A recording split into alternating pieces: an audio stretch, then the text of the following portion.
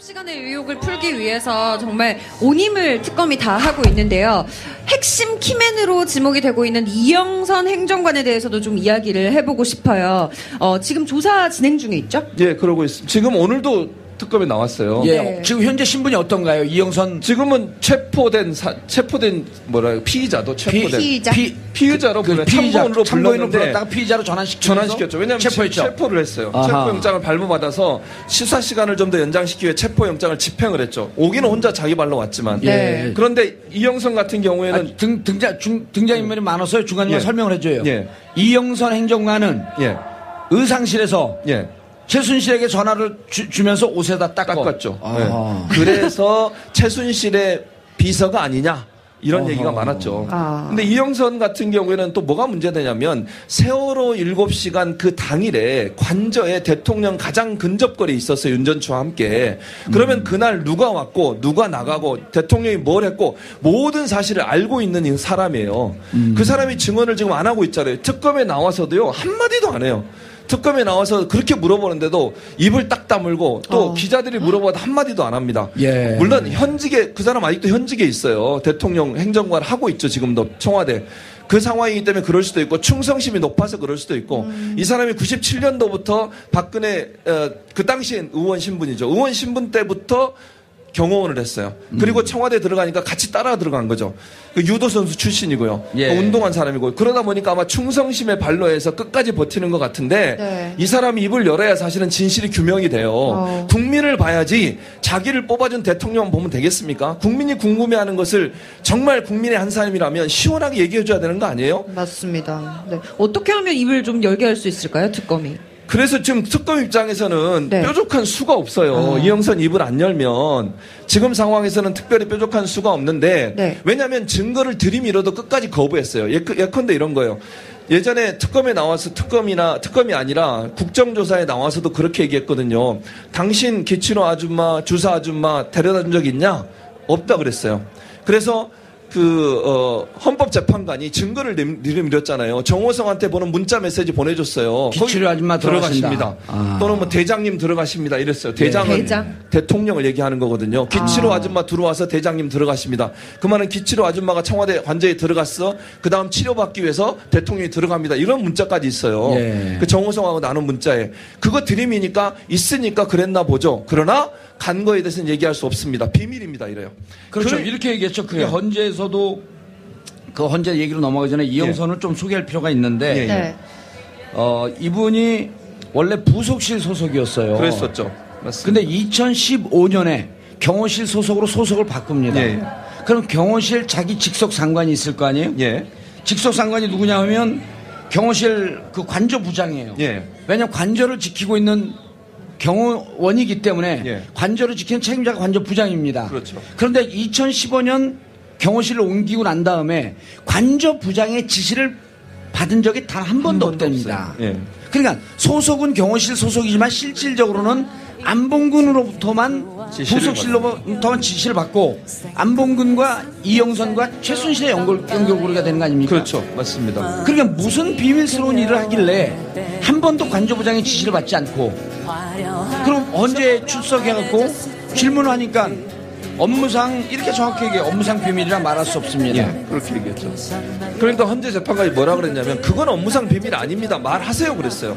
그런데도 말을 안 했어요. 그러니까 지금 말씀하신 것처럼 청와대의 안봉근, 그러니까 본인의 소속된 자기 상관의 말도 듣지 않고 소속만 거기에 놓고 안봉근의 지시를 받고 최순실의 비서 역할을 하면서 봉고차 몰고 다니면서 비선 실세 모셔다 드리고 기치료 아줌마 모셔다 드리고 비선으로 의료 진료하는 사람 모셔다 드리고 이런 일만 한 거예요. 그리고 의상실 쫓아다니면서 핸드폰 닦아서 드리고 예. 이런 일을 한 사람이 국가의 녹을 먹는 사람입니다. 저와 여러분이 낸 세금 가지고 월급 받는 사람이 최순실이라고 하는 비선 실세에 비서관을 해서 되겠습니까 이게? 너무 흥분하지 마세요. 예, 알겠습니다. 예. 어차피 이제 그 비서관 행정관 오래 못해요. 며칠 안 남았어요.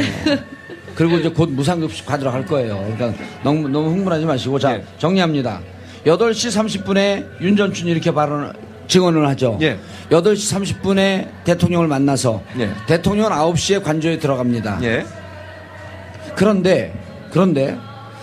9시서부터 오전 중에 안봉근이 관저에 있었다라고 윤전추가 증언을 해요. 그렇죠. 이러저러한 증언을 맞춰봤더니 그 같은 시간에 오전에 이영선도 그 자리에 관저에 있었습니다. 그럼요. 윤전추도 관저에 있었습니다. 네. 이영선, 윤전추, 그 다음에 안봉근. 예. 그리고 이분들을 핵심적으로 연결하면서 청와대를 관여하고 있었던 비선 실세가 최순실. 그럼 이 시간에 예. 최순실과 같이 연결을 주고받으면서 청와대를 드나드는데 가교 역할을 했던 3명이 있었으면 예. 그 순간에 최순실이 있지 않았겠냐?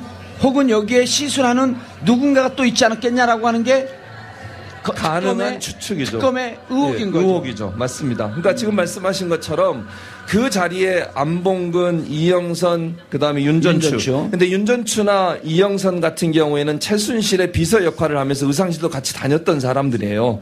그러니까 끊임없이 최순실로부터 지시를 받았던 사람이고 또 전화도 그 대포폰이나 아니면 차명폰을 이용해서 끊임없이 통화를 했을 가능성이 있고 만약에 그 자리에 없었다 하더라도 저는 그러니까 의심할 만한 정황이라고 하면 끊임없이 전화 통화를 통해서 최순실이 그 과정에도 개입했을 가능성을 전혀 배제할 수 없다고 보는 것이죠.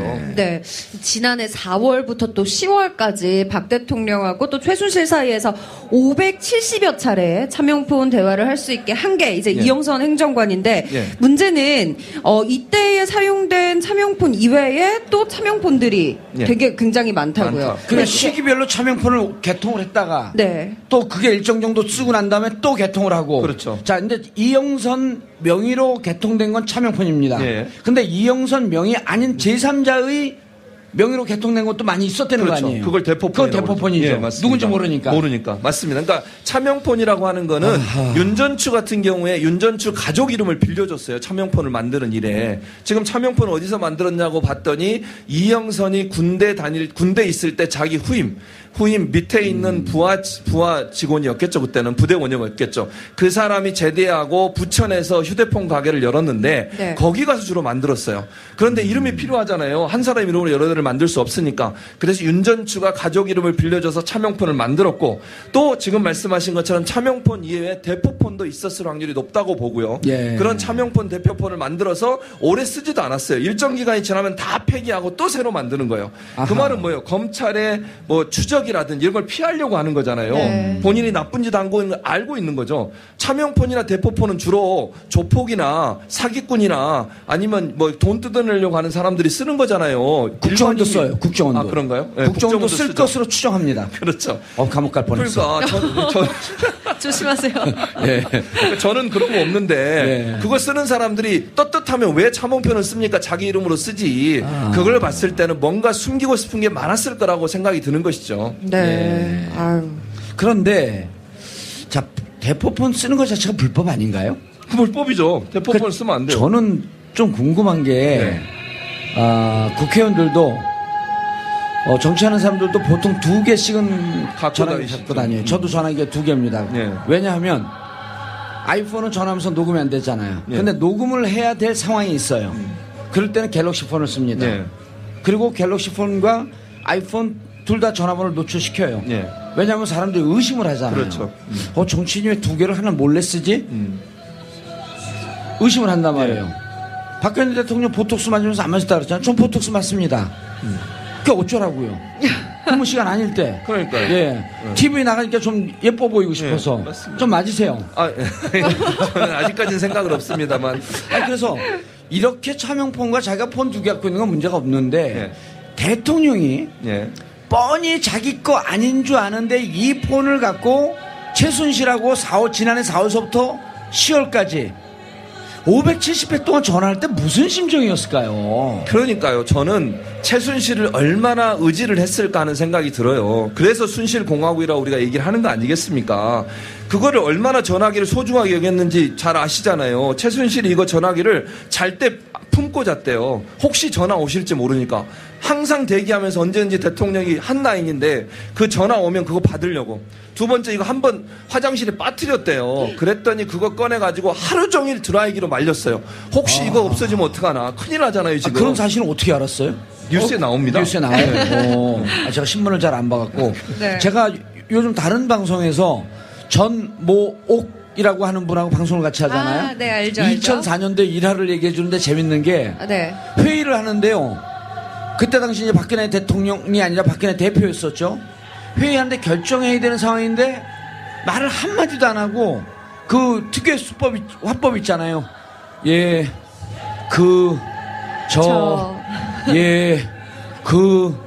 이러고 있더래요. 그래서 잠시 쉬는데 불안해서 왔다 갔다 하더라는 거야. 그래서 이름 얘기할 뻔했네. 전모옥 의원이 대표님 그러지 말고 보통 때처럼 어디 전화 좀 하고 오세요. 그 나가서 전화를 한 7, 8분인가 요 정도 하고 들어오면서 환하게 웃는 표정으로 다 결정을 해갖고 그러니까 전 의원님 얘기는 그때도 최순실하고 전화를 하고 결정을 하고 들어왔을 것이다. 그렇죠. 그때 바로 그 차명폰이나 대포폰을 썼겠죠. 예. 그럼 혼자 결정을 못 하시는 거잖아요. 결정 장애니까. 그럼 전화만 하고 오면 저가 없어지고 천막 당사로 하겠습니다. 이렇게 말을 한다는 거예요. 문장을. 그러니 우리가 황당한 거 아니겠습니까? 이게 대통령이라는 사람이 본인이 주관적으로 또는 어떤 국정 기조에 대한 올바른 가치관과 통치 철학을 가지고 일을 하셔야 되는데 최순실이라고 하는 사람에게 의지하고 그 사람이 아니면 아무것도 할 수 없는 상태까지 빠졌다고 하는 것이 우리가 분노하는 이유 아니겠습니까? 예. 그리고 그걸 위해서 차명폰이나 대포폰이라고 하는 불법 행위까지도 저질렀다고 하는 것을 보면 그래서 대통령은 탄핵해야만 하는 이유가 있다고 저는 생각을 합니다. 자, 2014년 4월 16일로 다시 갑니다. 예. 우리 모든 국민들이 이제 다 알지만 본관과 관저가 있습니다. 본관은 대통령 집무실이고요. 그렇죠. 관저는 대통령 숙소입니다. 예. 그렇죠? 예. 자, 본관에서 근무를 해야 할 안봉근, 예. 이영선, 윤전추가 그날은 이상하게도 예. 무슨 일이 있었는지 관저로 갑니다. 예. 대통령은 일이 있어서 본관에 출근하지 않습니다. 예. 네. 관저로 모두 다 가 있어요. 예. 그럼 그날 무슨 일이 거기서 있었는데 예. 결국 지금 이영선 얘기를 안 하잖아요. 그렇죠. 네.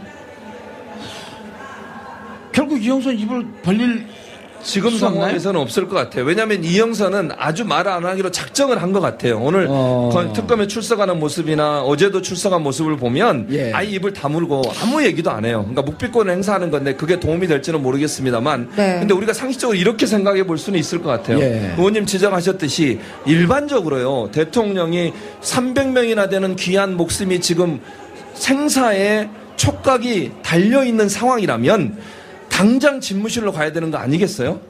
그게 상식 아닙니까?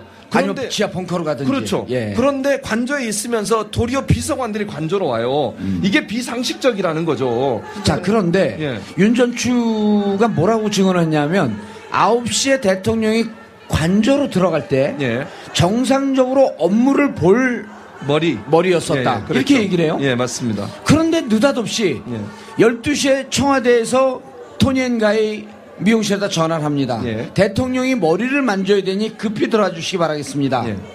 자, 그래서 들어와서 대기하고 있다가 3시 20분에 머리를 만져요. 그렇죠. 윤전추가 목격했던 대통령은 근무를 할 수 있을 정도의 머리 모양새를 갖고 있었는데 예. 3시간 뒤에는 머리를 만져야 되는 상황. 예. 그럼 누군가 머리를 흐트러뜨렸든지 예. 아니면 누워있어 머리가 눌렸든지 그렇죠. 아. 예. 올린 머리가 내린 머리가 됐든지 그렇죠. 네. 예. 뭔가 이상한 상황이 된 거예요. 이상하죠. 그러니까 낮에 아까 말씀 아침에는 멀쩡하게 머리가 단정하게 외출해도 될 만큼 준비가 돼 있었다고 증언을 예. 했어요. 그런데 오후가 돼 다시 미장원에 근무하시는 분들을 불러서 수정을 받았다고 하는 것은 뭔가 그 사이에 머리가 흐트러질 만한 일이 벌어졌다고밖에 볼 수 없는 그래서 거죠. 특검에서 예. 토니앤가의 원장 이미 이제 언론 나왔으니까 이름을 예. 얘기해도 됩니다. 정 원장 예. 동생인 예. 정매주 씨를 최근에 비공개로 소환을 했단 말이에요. 그랬죠. 그럼 이 정매주 씨는 뭐냐면 메이크업 담당입니다. 예. 도대체 대통령 메이크업 담당이에요. 실제로 네네. 정 원장은 머리 담당. 그래서 원장이 이 부분에 대해서 자세히 얘기를 하지 않으니 도대체 무슨 일이 있었냐 해갖고 정매주 씨를 또 소환했단 말이에요. 소환했죠. 맞습니다.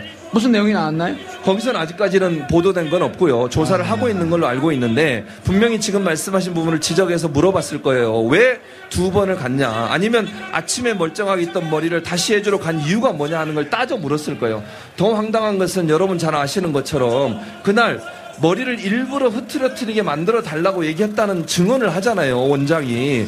아니, 머리를 만지려면 네. 남한테 잘 보이게 이렇게 정 의원님처럼 머리도 잘 만지고 보톡스도 맞고 이래서 아름다운 모습으로 보여주려고 그렇죠. 하는 게 일반적 아니겠습니까? 그런데 일부러 흐트러뜨렸다는 말은 뭐겠습니까?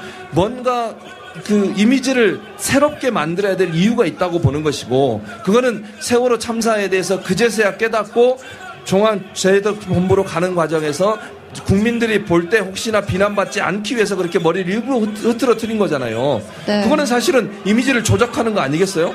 본인이 원래 갖고 있던 생각과 다르게. 예. 그리고 원래 처음에 세월호 사건의 어떤 그 심각성 이런 부분 제대로 못 깨달았기 때문에 직접 가지도 않았을 뿐더러 한참 지난 오후에 가서 구명조끼 다 입고 있었다고 얘기하는 것, 이게 과연 국민들이 받아들일 수 있는 부분이라는 거죠. 자, 다시 넘어갑니다. 이제 12시로 넘어갔어요. 예. 12시로 넘어가서 오전에 일단은 흔적이 10시에 보고받았다라고 하는 것을 믿어도 9시부터 10시까지 도대체 무엇을 했는지 현재 안 나와 있고, 그렇죠. 10시부터 12시까지도 무엇을 했는지 안 나와 있고 보고를 받았다고 하지만 이건 일방적인 주장에 불과하고 대통령으로부터의 직접적인 지시를 받은 사람이 현재까지 없습니다. 없습니다. 그 다음 김장수 외교안보 실장은 예. 대통령이 어디 있는지 찾을 수가 없었다. 그렇죠. 그래서 자기는 자전거를 타고 달리고 네. 한쪽에서 팩스를 통해서 대통령에 보고를 했지만 어디에 있는지 찾을 수 없었다. 그럼 우리 국민들이 알 수 있는 것은, 특검이 알 수 있는 것은 일단 12시까지 행적은 현재까지는 9시부터 12시까지 찾지 못합니다. 그렇죠. 맞습니다. 자, 그런데 12시에 전화를 해요. 예. 12시 전화를 하고 야간 1시 전후로 해서 고용복지 비서관하고 전화통화한 내용은 나옵니다. 맞습니다. 나왔다 그래요. 그리고 예. 그거는 기록도 있습니다. 예. 그럼 그때 통화를 했는데 오래 통화하지 않고 간단히 통화를 했어요. 예. 그런데 이제 또 이상한 게 3시 20분에 들어와서 예. 정 원장 3시 20분에 들어와서 3시 40분까지 약 20분간 머리를 만졌습니다. 예. 머리를 만지고 예. 김기춘 비서실장이 수석 회의를 해요. 예. 수석보좌관 회의를 합니다. 예. 그때가 4시가 좀 넘은 시간인데 김기춘 비서실장이 수석보좌관 회의할 때 또 대통령은 안 나타납니다. 그렇죠. 봐요, 이상해요. 40분까지 3시 40분까지 머리를 만지고 끝을 냅니다. 예. 머리를 만졌다라고 하는 것은 공식 석상에 나갈 준비가 되어 있다. 그렇죠. 그렇죠? 예. 그런데 4시간 넘은 수석 비서관 회의를 김기춘 비서실장이 주재하는데 대통령이 거기 안 나타나죠. 안 나타납니다. 예. 이거는 회의에 나타날 수 있는 외관 형상은 갖췄지만 예. 뭔가 회의를 주재할 수 있는 정상적인 상태가 아닐 수도 있겠다. 그렇죠. 라고 의심을 해보는 거죠. 수 있죠. 그렇게 되면 또 어떤 의심까지 가능하냐면 예. 혹시나 시술을 하지도 않았을까 하는 의심이 또 일어나게 되는 거예요. 그러니까 머리까지는 다 왜요? 만졌는데 나갈 수도 없는 왜 시술을 프로포폴을 맞고 덜 깨어났을 수? 그랬을 가능성이 있다는 거죠. 그걸 뭐 우리가 단정적으로 얘기할 수는 없지만 네. 단정적으로 얘기하면 안 되죠. 감옥 가요. 네, 그러니까 그럴 가능성도 충분히 추측해 볼 수 있다. 이렇게 예. 제가 말씀을 드리는 거죠. 자, 특검 또 그렇게 얘기했거든요. 당신 기치노 아줌마, 주사 아줌마 데려다 준 적 있냐? 없다 그랬어요. 그래서 헌법재판관이 증거를 내밀었잖아요. 정호성한테 보는 문자 메시지 보내줬어요. 기치료 아줌마 들어가신다. 또는 뭐 대장님 들어가십니다. 이랬어요. 대장은 대장. 대통령을 얘기하는 거거든요. 기치로 아줌마 들어와서 대장님 들어가십니다. 그 말은 기치로 아줌마가 청와대 관저에 들어갔어. 그 다음 치료받기 위해서 대통령이 들어갑니다. 이런 문자까지 있어요. 예. 그 정호성하고 나눈 문자에. 그거 드림이니까 있으니까 그랬나 보죠. 그러나 간 거에 대해서는 얘기할 수 없습니다. 비밀입니다. 이래요. 그렇죠. 이렇게 얘기했죠. 그게 헌재에서도 그 헌재 얘기로 넘어가기 전에 이영선을 좀 소개할 필요가 있는데 예, 예. 네. 이분이 원래 부속실 소속이었어요. 그랬었죠. 맞습니다. 근데 2015년에 경호실 소속으로 소속을 바꿉니다. 예. 그럼 경호실 자기 직속 상관이 있을 거 아니에요? 예. 직속 상관이 누구냐 하면 경호실 그 관저부장이에요. 예. 왜냐하면 관저를 지키고 있는 경호원이기 때문에 예. 관저를 지키는 책임자가 관저부장입니다. 그렇죠. 그런데 2015년 경호실을 옮기고 난 다음에 관저부장의 지시를 받은 적이 단 한 번도 없답니다. 없어요. 예. 그러니까 소속은 경호실 소속이지만 실질적으로는 안봉근으로부터만 지시를 부속실로부터만 지시를 받고 안봉근과 이영선과 최순실의 연결고리가 되는 거 아닙니까? 그렇죠. 맞습니다. 그러니까 무슨 비밀스러운 일을 하길래 한 번도 관저부장의 지시를 받지 않고 그럼 언제 출석해갖고 질문을 하니까 업무상 이렇게 정확히 얘기해 업무상 비밀이라 말할 수 없습니다. 예, 그렇게 얘기했죠. 그러니까 헌재 재판관이 뭐라 그랬냐면 그건 업무상 비밀 아닙니다. 말하세요 그랬어요. 그런데도 말을 안 했어요. 그러니까 지금 말씀하신 것처럼 청와대의 안봉근, 그러니까 본인의 소속된 자기 상관의 말도 듣지 않고 소속만 거기에 놓고 안봉근의 지시를 받고 최순실의 비서 역할을 하면서 봉고차 몰고 다니면서 비선 실세 모셔다 드리고 기초료 아줌마 모셔다 드리고 비선으로 의료 진료하는 사람 모셔다 드리고 이런 일만 한 거예요. 그리고 의상실 쫓아다니면서 핸드폰 닦아서 드리고 이런 일 한 사람이 국가의 녹을 먹는 사람입니다. 저와 그 사람이 증언을 지금 안 하고 있잖아요. 특검에 나와서도요 한마디도 안 해요. 특검에 나와서 그렇게 물어보는데도 입을 딱 다물고 또 기자들이 물어봐도 한마디도 안 합니다. 물론 현직에 그 사람 아직도 현직에 있어요. 대통령 행정관 하고 있죠. 지금도 청와대. 그 상황이기 때문에 그럴 수도 있고 충성심이 높아서 그럴 수도 있고 이 사람이 97년도부터 박근혜 그 당시엔 의원 신분이죠. 의원 신분 때부터 경호원을 했어요. 그리고 청와대 들어가니까 같이 따라 들어간 거죠. 그 유도 선수 출신이고요. 운동한 사람이고 그러다 보니까 아마 충성심에 발로해서 끝까지 버티는 것 같은데 이 사람이 입을 열어야 사실은 진실이 규명이 돼요. 국민을 봐야지 자기를 뽑아준 대통령 보면 되겠습니까? 국민이 궁금해하는 것을 정말 국민의 한 사람이라면 시원하게 얘기해줘야 되는 거 아니에요? 맞습니다. 네. 어떻게 하면 입을 좀 열게 할 수 있을까요, 특검이? 그래서 지금 특검 입장에서는 뾰족한 수가 없어요. 이영선 입을 안 열면 지금 상황에서는 특별히 뾰족한 수가 없는데 왜냐하면 증거를 들이밀어도 끝까지 거부했어요. 예컨대 이런 거예요. 예전에 특검에 나와서 특검이 아니라 국정조사에 나와서 여러분이 낸 세금 가지고 월급 받는 사람이 최순실이라고 하는 비선 실세에 비서관을 해서 되겠습니까 이게? 너무 흥분하지 마세요. 예, 알겠습니다. 어차피 이제 그 비서관 행정관 오래 못해요. 며칠 안 남았어요. 그리고 이제 곧 무상급식 받으러 갈 거예요. 그러니까 너무 흥분하지 마시고. 자, 정리합니다. 8시 30분에 윤전춘이 이렇게 증언을 하죠. 8시 30분에 대통령을 만나서 대통령은 9시에 관저에 들어갑니다.